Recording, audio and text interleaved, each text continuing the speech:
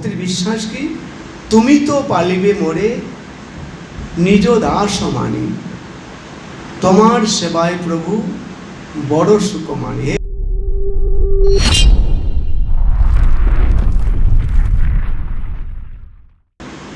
যখন আমাদের গৃহে নতুন আত্মীয় আসে, ছেলে মেয়ে আসে, ও চিন্তা করে? চিন্তা করে না। কে চিন্তা করে? বাবা মা চিন্তা করছে তার জন্য। সন্তানটি চিন্তা করছে না, করছে। তেমনি করে যখন কেউ ভগবানের ভক্ত হয় এবং কি ভক্ত জন্মগ্রহণ করে, তো ভক্তকে চিন্তা করতে হয় না, ভগবান চিন্তা করে ভক্তের জন্য। শিশুকে চিন্তা করতে হচ্ছে না, হচ্ছে সন্তানকে কে চিন্তা করছে? বাবা মা চিন্তা করছে। তা আমরা তো ভগবানের ভক্ত হতে পারি, ঐকান্তিকভাবে কৃষ্ণের আশ্রয় গ্রহণ করতে পারি, আমাদের চিন্তা করতে হবে না, কৃষ্ণ চিন্তা করেন। ভক্তের বিশ্বাস কি? তুমি তো পালিবে মোরে নিজ দাস মানি, তোমার সেবায় প্রভু বড় সুখ মানি। হে ভগবান, তুমি আমাকে নিজ দাস বলে প্রতিপালন করবে, আর তোমার সেবা করে আমি সুখ লাভ করব। বুঝা যাচ্ছে? তাহলে এই জীবনটা কত ভালো জীবন, ভালো নয়? যে পুত্রকন্যা পিতামাতার আশ্রয়ে থাকে তার জীবনটা ভালো, না পিতামাতার আশ্রয়ে থাকে না তার জীবনটা ভালো? কোনটি ভালো? যে পিতামাতার আশ্রয়ে থাকে তার জীবনটা অনেক ভালো। তেমনি যারা ভগবানের আশ্রয়ে থাকবে তার জীবনটা ভালো হবে না? আর যে আশ্রয়ে থাকবে না তার জীবন কোনোদিন ভালো হবে না। স্বাভাবিক বিষয়। তো বড় জ্ঞানে কি দরকার আছে? কোনো দরকার আছে? আমরা দেখতে পাই জগতে যারা ভিখারির মতো খায় না? রাজপুত্ররা রাজার মতো খায়, যে যার পুত্র যে যার কন্যা সেই মতোই চলবে, সেই মতো খাবে, তাই তো?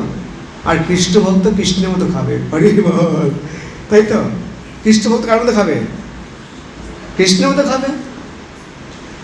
ভিখারির পুত্র ভিখারির মতো খাবে। তা আপনি কার পুত্র কন্যা হবেন?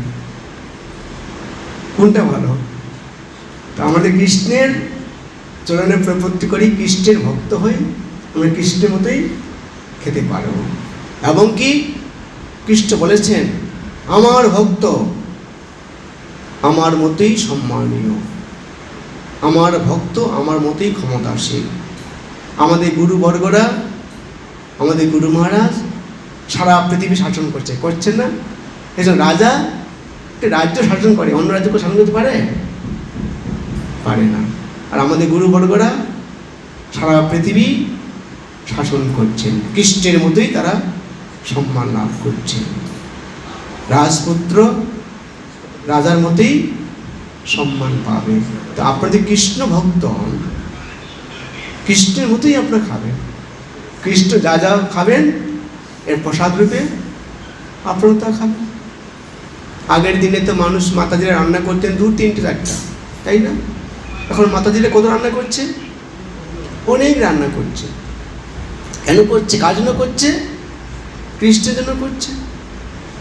আর আগে কত কার জন্য? স্বামীর পুত্র কন্যার জন্য। তখন আগ্রহ ছিল না, আগ্রহ ছিল 3-4টা হলেই যথেষ্ট, কত রান্না করব? আর এখন রান্না করে শান্তি পাচ্ছে, আরও রান্না করি কৃষ্ণের জন্য।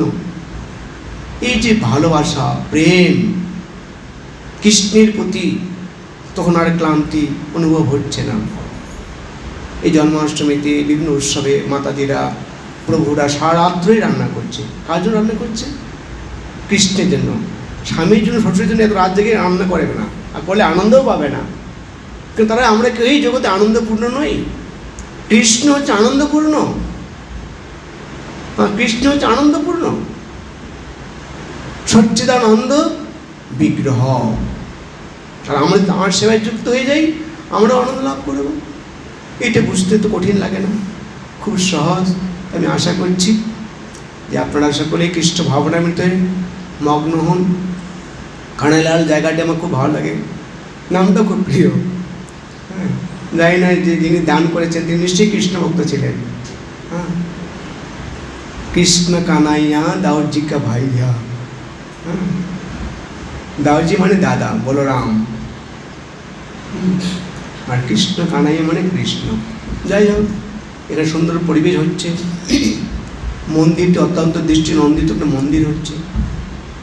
যখন শ্রীবিগ্রহ প্রতিষ্ঠা হবে, এর উজ্জ্বল আরও বৃদ্ধি হবে। আপনারা সকলেই ভাগ্যবান, ভাগ্যবতী, কানাইলাল চরণে আসবেন। এখানে কত সুন্দর পরিবেশ, তাই না? এখানে ভগবানের রূপ দর্শন করা, ভগবানের চরণামৃত গ্রহণ করা, ভগবানের ভক্তদের মুখে কৃষ্ণ কথা শ্রবণ করা, মৃদঙ্গের বাজনা শ্রবণ করা, কৃষ্ণ প্রসাদ আস্বাদন করা, কত আনন্দ। কিন্তু পার্কেও তো আনন্দ হবে, গার্ডেনেও তো আনন্দ হবে, ক্রিকেট খেলায়ও তো আনন্দ হবে। আর এখানে কতগুলো আনন্দের মাধ্যম, কোনটা দুঃখ দেবে আপনাকে? মৃদঙ্গ বাজনাতে দুঃখ দেবে? তুলসী দেবীকে দর্শন করা, সব যেন চিৎময় একটি পরিবেশ, চিৎময় ধাম। এখানে কোনো জড় বস্তু নেই। হ্যাঁ, কত একটা দিব্য অনুভূতি। এই অনুভূতি, এই স্থানটা আসলে যে কোনো মানুষের মন পবিত্র হয়ে যাবে, যে কোনো মানুষ পবিত্র হয়ে যাবে। অপবিত্র পবিত্র বা সর্বাবস্থানগত হবি বা। কেউ যদি অপবিত্র অবস্থা তো এখানে আসে, তা মন ভালো নেই, মন খারাপ, এখানে আসবে কৃষ্ণ প্রসাদ, কৃষ্ণের কথা, মৃদঙ্গ, ভক্তদের দর্শন, তুলসী দর্শন, চরণামৃত পান করবে, সে তৎক্ষণাৎ পবিত্র হয়ে যাবে। অপবিত্র পবিত্র বা। এইভাবে আমাদের জীবনকে পবিত্র করতে হবে কৃষ্ণের সঙ্গে সম্পৃক্ত থেকে। তারপরে সকলেই কানাইলালের সেবায় যুক্ত থাকবেন, আপনাদের জীবনটা ধন্য। আপনারা যুক্ত আছেন, তারপর আমি বলছি, হ্যাঁ, নাহলে কেন এত সুন্দর মন্দির হবে? যে যত সেবা করবে সে তত আনন্দ পাবে, যে সেবা করবে না সে দুঃখ পাবে। কিন্তু সেবাটা এসেছে, ভক্তি এসেছে সেবা থেকে। সেবা করলেই